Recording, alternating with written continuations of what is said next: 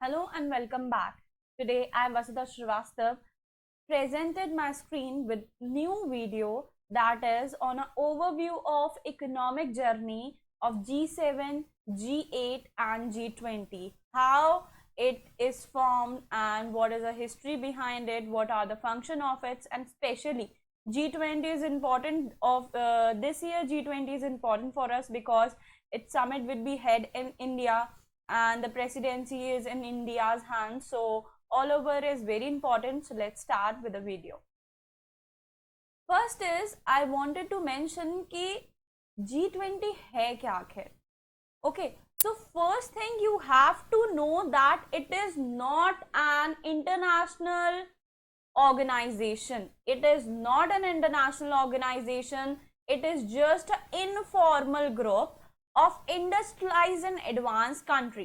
तो हुआ यूं कि G7 जो है वो एक इंटरनेशनल ऑर्गेनाइजेशन नहीं है. इस चीज को ध्यान में रखना है, ये इंटरनेशनल ऑर्गेनाइजेशन नहीं है. जैसे इंटरनेशनल ऑर्गेनाइजेशन कौन कौन सी होती हैं?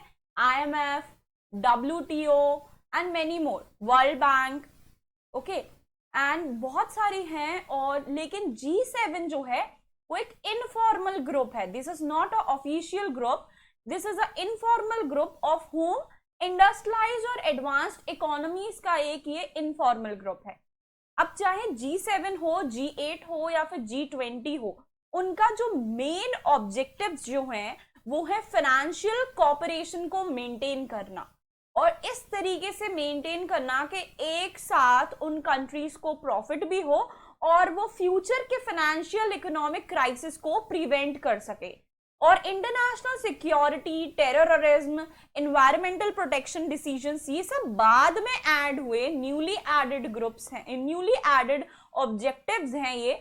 बट जो मेन ऑब्जेक्टिव्स जिसके पीछे ये ग्रुप एस्टैब्लिश्ड हुए, G7 and G8, we will talk about G20 later. But first I wanted to mention that जो मेन ऑब्जेक्टिव था G7 एंड G8 के एस्टैब्लिशमेंट का वो ये है कि फाइनेंशियल क्राइसिस को प्रिवेंट करने के लिए उन्होंने सोचा है कि ऐसे इकोनॉमिक कॉपरेशन बिहेवियर को एस्टैब्लिश किया जाए जिससे उनकी कंट्रीज को बेनिफिट भी हो और साथ में फाइनेंशियल क्राइसिस को ओवरकम कर सके. Now I present my next slide that is on just a minute. I wanted to take a arrow. Yes, now I wanted to mention the objectives of G20. Now G20 is something different as compared to G7. So these objectives are like largely use a macroeconomic issues which I already mentioned, use like a balance of payments regarding trade, okay, and financial cooperation with each other, sustainable development, health, agriculture, means some kind of policies and decisions or agreements has to be signed in these summits. So you have to maintain our environment, climate change and do action against corruptions as well as protection and a well flourishment of the agriculture, betterment in the health sector. So these are the objectives of a G20 along with the macroeconomic issues which you already know. Now I will present you. Now what why do we consider these group as a international? We did not consider these group as a international organization. So please understand this thing. The first reason is that these are the informal group. Informal group होता क्या है, पहले तो ये चीज समझ लो. Informal group ऐसे groups होते हैं जिनके लिए कोई भी चार्टर की जरूरत नहीं पड़ती है. Charter is not needed, not any जो आपका एक रजिस्टर्ड या फिर आप कहेंगे एक इंटरनेशनल एग्रीमेंट की जरूरत नहीं पड़ती है इन टाइप के ग्रुप को एस्टैब्लिश करने के लिए. एक इंटरनेशनल ग्रुप क्या होता है जिसमें पूरी वर्ल्ड वाइड की कंट्रीज जो हैं वो हो और उसमें उन सब का साइन करेंगी एग्रीमेंट और वो सारी उसमें एग्री होंगी और फिर डिसीजन होगा कि हाँ हम एक ऑर्गेनाइजेशन क्रिएट करते हैं जो इन ऑब्जेक्टिव्स पे चलेगा, जैसे UNO. So it is international organization because it is based on charter. Charter का मतलब ये है कि वो एक इंटरनेशनल, एक ऑफिशियल फॉर्मल एग्रीमेंट से बाउंड है, उसके बाद वो एस्टैब्लिश हुआ. इनफॉर्मल ग्रुप का मतलब ये है कि कुछ ग्रुप है, कुछ सर्टेन कंट्रीज का ग्रुप है ये. What is that? It is a group of certain countries जिसके बेसिस पे जिन्होंने अपने पर्सनल प्रॉफिट को देख के एक ग्रुप एस्टैब्लिश किया जहां पे वो अपने ऑब्जेक्टिव्स को अचीव करने के लिए प्रोसीजर्स में रहेंगे. तो this is not a international organization. International organization होने के लिए सबसे प्रायर चीज है कि एक वो इंटरनेशनल एग्रीमेंट से बाउंड हो जिसमें वर्ल्ड वाइडली सबका सहमति हो. But it is not that, it is a group of certain countries. ये ग्रुप किसका है? सर्टेन कंट्रीज का है. सेकेंड थिंग ये है कि ये इंटरनेशनल ऑर्गेनाइजेशंस नहीं है. क्या? G7, G8 and G20 international organisations नहीं है बिकॉज इनका कोई भी परमानेंट सेक्रेटरिएट भी नहीं है. कि ये नहीं है कि जैसे इनका हेडक्वार्टर वॉशिंगटन में है या फिर ब्रसेल्स में है, ऐसा कुछ नहीं है. Okay, so these two things which you have to mention, then why these international organizations, why these informal groups, or why these G7, G8 and G20 is not considered as an IT organization is because these are informal group. These are not based on any international agreement which are these bounded by the all worldwide nation and then they take a decision like a UNO.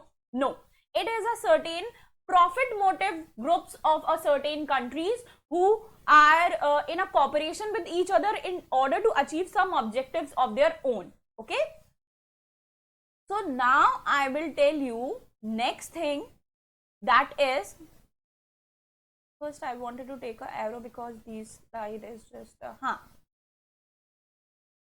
now what is a reason for a separate group, informal group? अब ऐसा क्या जरूरत पड़ गई थी? क्योंकि हमारे पास तो अगर आप बात करें फाइनेंशियल कॉर्पोरेशन की या फिर इकोनॉमिक कॉर्पोरेशन की बात करें तो हमारे पास तो वैसे भी IMF था कि नहीं था? IMF था एंड वर्ल्ड बैंक था और हमारे पास WTO भी था, बहुत सारी चीजें थी. तो हमें एक सेपरेट ऑर्गेनाइजेशंस की या फिर इन लोगों को जो कंट्री है G7 में उनको क्या जरूरत पड़ गई कि वो सेपरेट ऑर्गेनाइजेशन एक एस्टैब्लिश करें? उसका रीजन ये है कि इनके कुछ अपने पर्सनल मोटिव्स थे. ओके, इनका रीजन ये है कि हमें एक ऑलरेडी अचीव करना था और इनका अगर देखिए, अगर इन्हें कोई एग्रीमेंट पास आउट कराना है, ओके, इनके पास UNO है, IMF है, तो उसमें इन जो ये G7 कंट्रीज हैं उनके अगेंस्ट कंट्रीज भी पार्ट हैं, उनके काउंटर अटैक वाले भी पार्टिसिपेंट हैं. तो एग्रीमेंट को पास आउट कराने में it will take a long run period which will not beneficial. उनको अगर कोई पॉलिसी या फिर कोई एग्रीमेंट या फिर कुछ कॉन्ट्रैक्ट साइन कराना है जिससे उनको डेवलपमेंट हो सकता है, उनकी पर्टिकुलर कंट्रीज में उनको इकोनॉमिक फ्लरिश मिल सकता है, but it will take a long time as UNO wants a agreement of everyone. So what about this? This is very important. तो अब उनके लिए बहुत ही लॉन्ग डिलेइंग या फिर लॉन्ग रन पीरियड्स हो रहा था, तो उन्होंने कहा क्यों ना हम एक ऐसी इनफॉर्मल ग्रुप बनाएं जिनका ऑब्जेक्टिव्स या फिर प्रॉफिट मोटिव बिल्कुल हमारे जैसा हो, जिनको जरूरत हो जस्ट लाइक अस कि हमें एक इन सेक्टर्स में इकोनॉमिक कोऑपरेशन या फिर इकोनॉमिक डेवलपमेंट करना है. लेकिन अगर हम UNO या फिर IMF के सामने ये रखेंगे साइन आउट, तो it will take a vote of every countries and it will goes into a long run, it might be passed or not. So इन्होंने डिसाइड किया है कि इनफॉर्मल ग्रुप बनाते हैं जिनका ऑब्जेक्टिव्स जिनके मोटिव्स बिल्कुल हमारे जैसे एग्जैक्ट हो, और वो क्रिएट करता है सबसे पहले G4, फिर G5 किया उसने, फिर G6 हुआ एंड देन G7 बना. I will tell you the history of all this. तो डोंट वरी अबाउट दैट। तो मैं ये कहना चाह रही हूँ कि एक इनफॉर्मल सेपरेट ग्रुप की क्यों जरूरत पड़ी है, उसका रीजन ये है कि अगर वो अपने एग्रीमेंट्स या फिर पॉलिसीज या फिर कुछ भी अगर कोई नया मोटिव्स है वो अगर पास आउट कराना चाहते हैं तो it will take a long period of time, और वहां पे उनके अगेंस्ट कंट्रीज भी स्टैंड आउट है, तो हो सकता है वो उनका नेगोशिएट करे या फिर उनको। तो इस वजह से उन्होंने डिसाइड किया कि हम एक ऐसा इनफॉर्मल ग्रुप क्रिएट करते हैं जो किसी एग्रीमेंट या फिर इंटरनेशनल एग्रीमेंट से बाउंड नहीं है, इनफॉर्मली है, हम उन कंट्रीज को एड ऑन करेगा जिनका ऑब्जेक्टिव मोटिव्स बिल्कुल हमारे जैसा हो। अब इसका ना एक कॉन्सिक्वेंस हुआ है, अगर मैं कॉन्सिक्वेंस की बात करूं ना, इसका एक कॉन्सिक्वेंस ये हुआ कि इस वजह से अब जैसे इस टाइप के इनफॉर्मल ग्रुप एस्टैब्लिश तो हो गए, बट इस वजह से आपका ना क्या हुआ है कि जो इफेक्टिवनेस थी यूएनओ की, आईएमएफ की, वो कम हो गई। उसका रीजन ये है कि उनको जो भी, जैसे G7 कंट्रीज का ही मैं एग्जांपल लेती हूँ, उनको जो भी जरूरत होगी जिस भी एग्रीमेंट की, जिस भी साइन की या फिर जिस भी डिसीजन मेकिंग पॉलिसी की, वो खुद डिसाइड करेंगे इतनी सारी कंट्रीज और अपना सर्वसम्मति के साथ। और वो पहली बात ये याद रखिए कि एडवांस्ड इकोनॉमीज का ग्रुप है। किसका है? एडवांस्ड इकोनॉमीज का, बिकॉज इन सब के मोटिव्स ना एक जैसे हैं, एस्टैब्लिश्ड हैं, अच्छे खासे डेवलप्ड हैं, now they want a for more further development, so इनके मोटिव्स ना ऑल प्रोबेबली सेम है। तो इस वजह से इनके इनफॉर्मल ग्रुप की एस्टैब्लिशमेंट में अब उन्हें जरूरत ही नहीं है इनसे परमिशन लेने की या फिर इनसे सर्वसम्मति पास आउट करने के बाद फिर वो कोई डिसीजन आएगा। They will take a decision on their own, they make a group. तो इसकी वजह से इसकी जो इफेक्टिवनेस है ना वो रिड्यूस हो गई है, इफेक्टिवनेस जो है वो रिड्यूस हो गई है, and this is a negative impact which you can say also, because it is not a good thing. Now अब हम बात करेंगे कि ये जो ग्रुप्स हैं, मैंने G7 के ऑब्जेक्टिव्स बताए, G20 के ऑब्जेक्टिव्स बताए हैं, अब मैं आपको बताऊंगी फंक्शनिंग। ऑलमोस्ट क्या, बिल्कुल एग्जैक्ट सेम फंक्शनिंग है, ऑब्जेक्टिव्स थोड़े G20 के डिफर हो जाते हैं बट फंक्शनिंग सेम है, कैसे काम करती हैं, क्योंकि उसी का तो वो आगे एक्सटेंडेड फॉर्म है, right? I wanted to change a color of that also. Let's take a ink pen, green pen. Okay, now I wanted to talk about the functioning of this groups, whether it is for G7, G20 और G8. Okay, so कैसे काम करता है अब ये? इनकी कोई तो देखो आपको पता है कोई सेक्रेटरीट तो है नहीं कि वो जहां पे उनकी मीटिंग हो, तो इनकी एनुअल समिट्स होती हैं, एनुअल इनकी समिट्स होती हैं। जैसे इस टाइम में G20 का समिट इंडिया में होना है, मतलब इंडिया के हाथ में प्रेसिडेंसी है, 2022 के एंड ऑफ में आ गई थी वो, तो नवंबर तक रहेगी। डिसीजन और डिसीजन किसके बेसिस पे होता है? डिसीजन होता है कंसेंसस मेथड के थ्रू, जहां पे सबकी सर्वसम्मति ली जाती है, उसके थ्रू डिसीजन मेकिंग पॉलिसी होती है। और अब आप बात करें कि इनका तो कोई सेक्रेटरीट नहीं है, तो अब ये वर्किंग होती कैसे है? अब जो एनुअल समिट्स है ना वो काम करती हैं under the presidencies of sherpas. Now who are sherpas, I will tell you. देखो, जो समिट का पूरा काम है कि क्या होना है समिट में, किस टॉपिक्स पे चर्चा होगी, क्या क्या हम डिसीजन मेकिंग्स लेंगे, किस टॉपिक पे हम और फर्दर बात कर सकते हैं, कहाँ पे समिट होगी, पूरी प्रिपरेशन। देखो, एनुअल समिट में हेड ऑफ द स्टेट सबके प्रेजेंट रहते हैं और वो पार्टिसिपेट्स करते हैं। हर कंट्री अपना एक रिप्रेजेंटेटिव वहां पे प्रेजेंट करती है, हर कंट्री का अपना एक रिप्रेजेंटेटिव होता है, उन्हें क्या कहा जाता है? शेरपास कहा जाता है।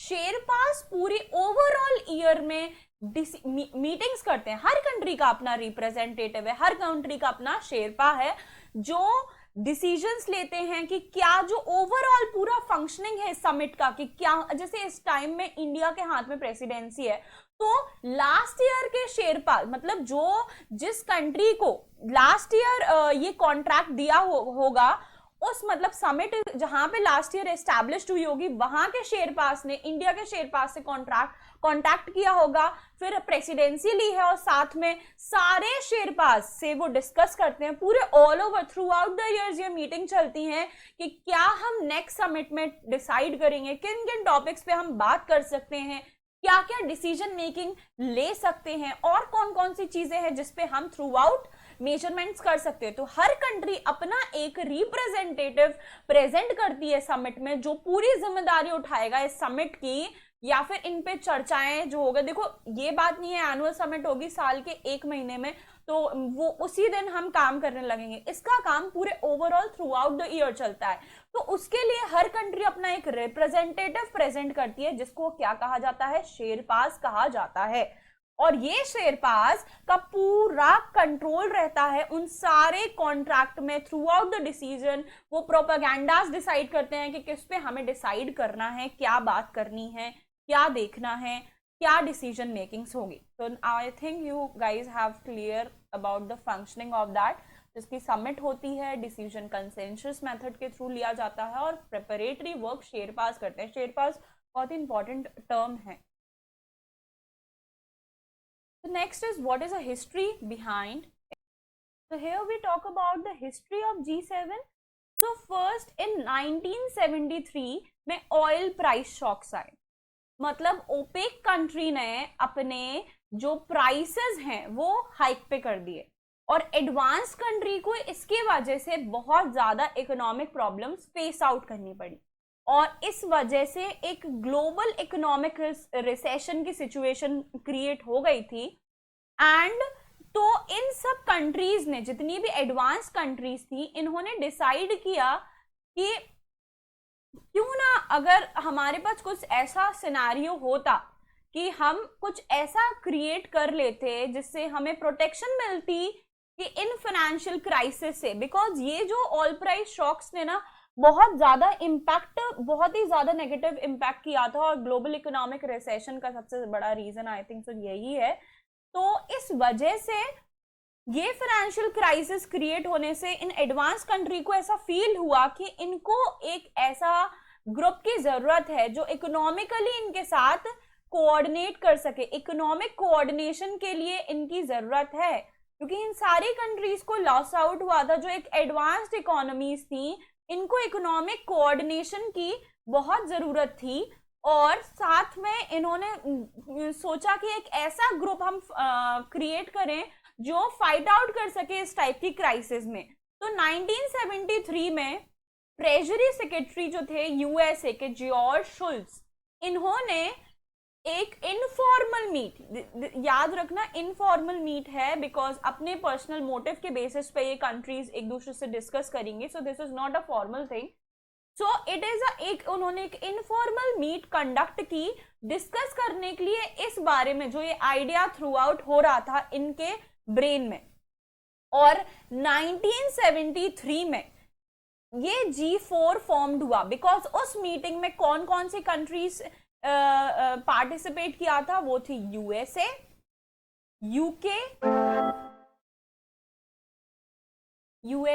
UK, France and Germany. These all form a G4 group in 1973। तो ये डिसाइड हो गया। देन उसके बाद 1974 में जापान और ऐड हो गया G4 में। जापान ऐड होके ये G5 क्रिएट हो गया। And in the same year France में मीटिंग हुई, समिट हुई इसकी, फ्रांस में समिट हुई रैम्बोलट नाम के शहर में, जहां पे इस G5 में इटाली भी ऐड हुआ, जिसने इसको G6 में फॉर्मुलेट कर दिया। देन इन 1976 में G6 में कनाडा और ऐड हुआ, और जिसने इसको G7 में फॉर्मुलेट किया। तो this is a formation of G7 from G4 to G7। जो 4 कंट्रीज ने डिसाइड किया था कि वो इकोनॉमिक कॉर्पोरेशन को मीटअप करने के लिए और इस तरीके से फाइनेंशियल क्राइसिस को फेस आउट करने के लिए, जो अभी ग्लोबल इकोनॉमिक रिसेशन की सिचुएशन आ गई है, अब फ्यूचर में ऐसा कुछ होता है तो हम अपने आप को स्टैंड आउट रख सके उस सिचुएशन में, तो उसके लिए उन्होंने ये ग्रुप का फॉर्मुलेशन किया था, जो काफी हद तक इंप्रूवमेंट रहा, इवन बहुत ही ज्यादा बेनिफिशियल रहा इन कंट्रीज के लिए।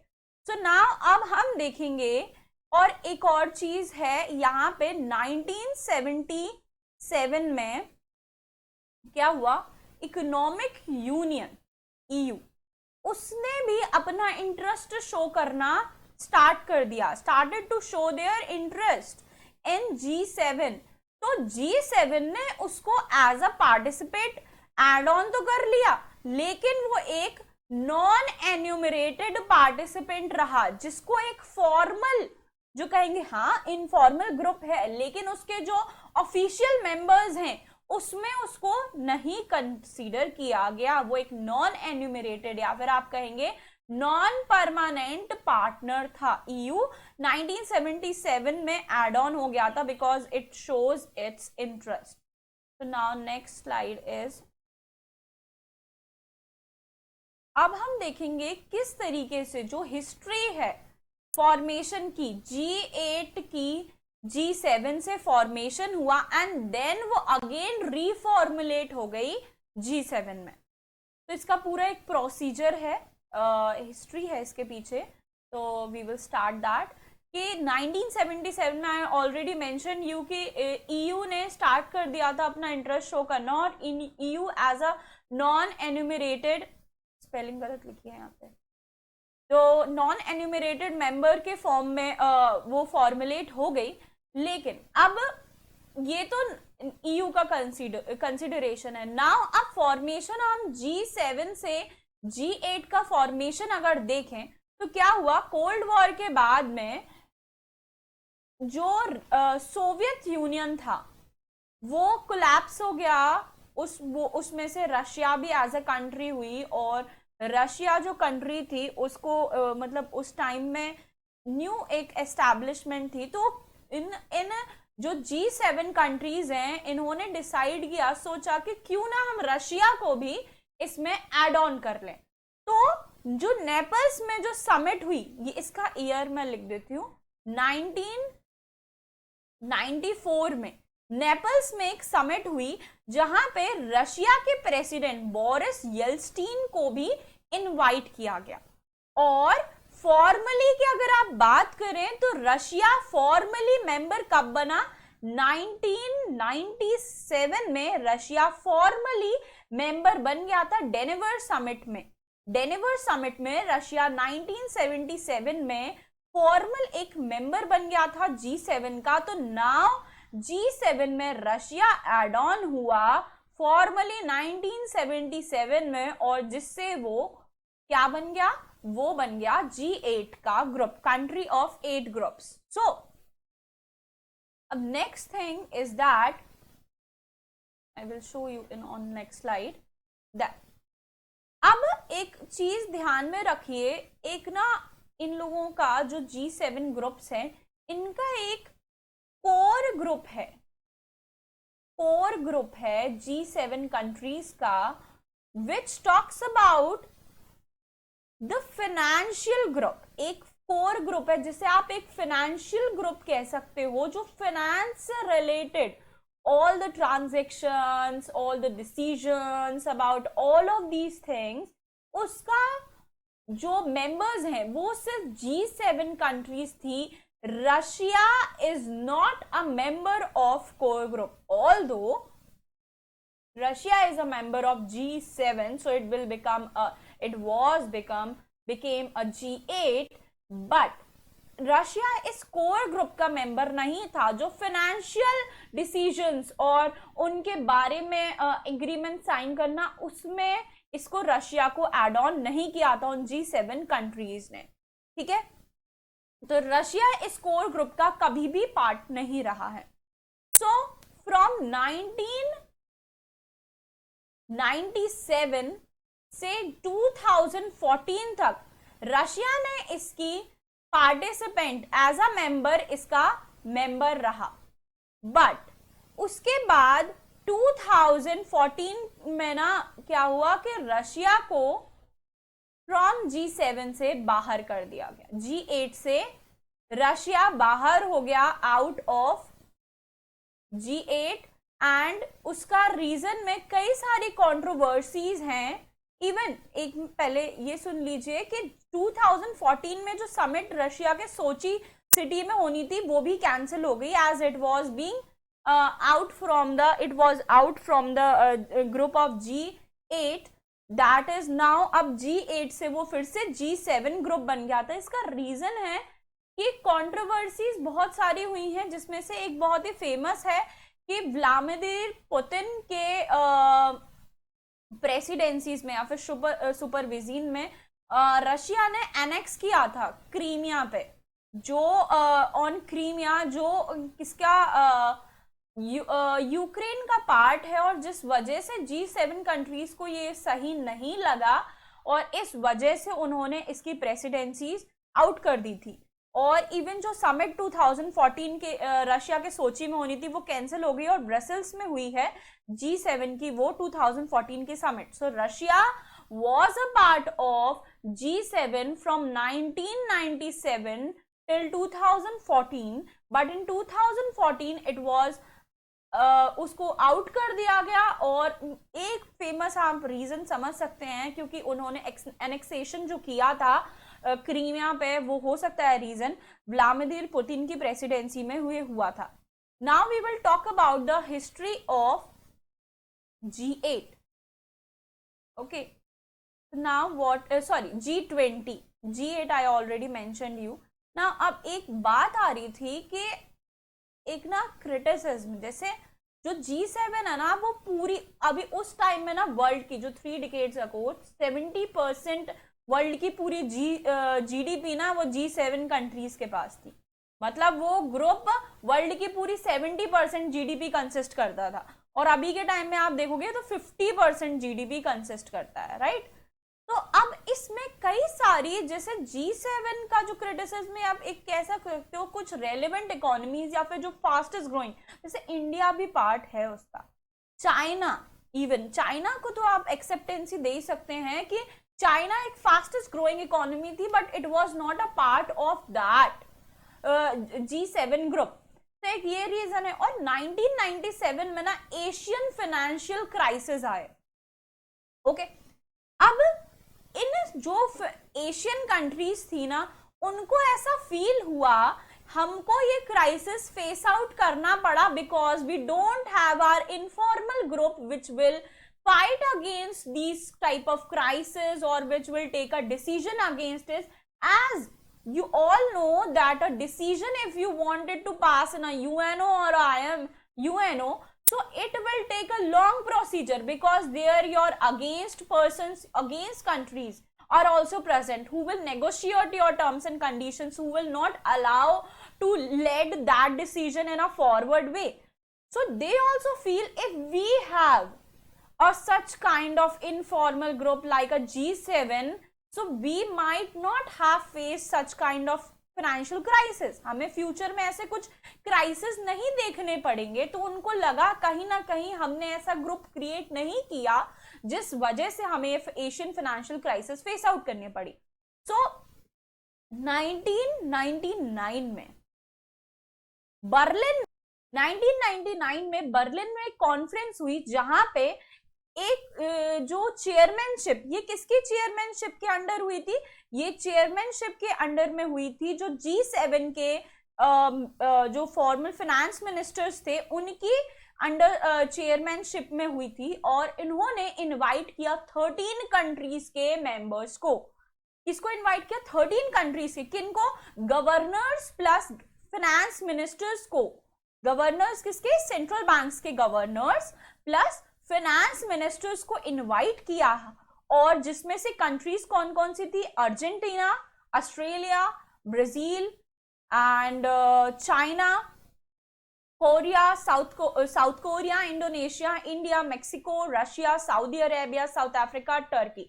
So this is a picture which I like the most because यहाँ पे देखो G7 जो है उसमें कंट्रीज हैं 7 countries and then Russia is add on that, and then in this G20 यहाँ पे Russia is also invited in that in those 17 countries. But वो G7 से बाहर हो गया था। G8 जो फॉर्मुलेट हुआ था तब उस टाइम वो बाहर हो गया था। तो इन लोगों ने इनवाइट किया और G20 लॉन्च हुआ। और लेकिन उसकी जो ऑफिशियल समिट है G20 की, वो कब हुई? वो 2008 में ही हुई है। जो ऑफिशियल समिट है G20 की, वो 2008 में हुई है। सी G7 की अलग मीटिंग्स चलती हैं, G20 में उस G7 के मेंबर्स ने 13 मेंबर्स और ऐड किए हैं, तो वो ग्रुप है G20, G7 का सेपरेट है। तो 2008 में इसकी फॉर्मल मीटिंग स्टार्ट हुई है, बल्कि ये फॉर्मुलेट तभी हो गया था 1999 में उसका। और अब I will talk you about the G20। इस बार क्या ऐसा स्पेशल है? बिकॉज ये स्पेशल है कि इंडिया के पास प्रेसिडेंसी है इस चीज की। और तो इंडिया के पास इस बार की प्रेसिडेंसी है, और जिसमें इंडिया ने जो थीम रखी है वो क्या रखा है? वसुधैव कुटुंबकम, मतलब one earth, one family, one future, closely ties with lifestyle for environment. और इंडिया के पास प्रेसिडेंसी है। इंडिया ने प्रेसिडेंसी जो है G20 की, वो हम इस बार जो सेलिब्रेट भी कर रहे हैं अपनी कंट्री का जो महोत्सव है वो भी। और साथ में G20 जो है वो दिसंबर 2022 से नवंबर 2023 तक ये रहेगी। And next thing that is what are India's priority in this G20 summit? So that is green development, climate finance and life. Okay. Accelerating the progress on SDGs. Now you already know that what is SDGs. SDGs के गोल हैं पूरे, उन पे accelerate करना है हमें। Accelerative inclusive resilient growth, technological formation transformation और digital public infrastructure, multilateral institutions for 21st century and women-led development. And that's all with my video. Thank you.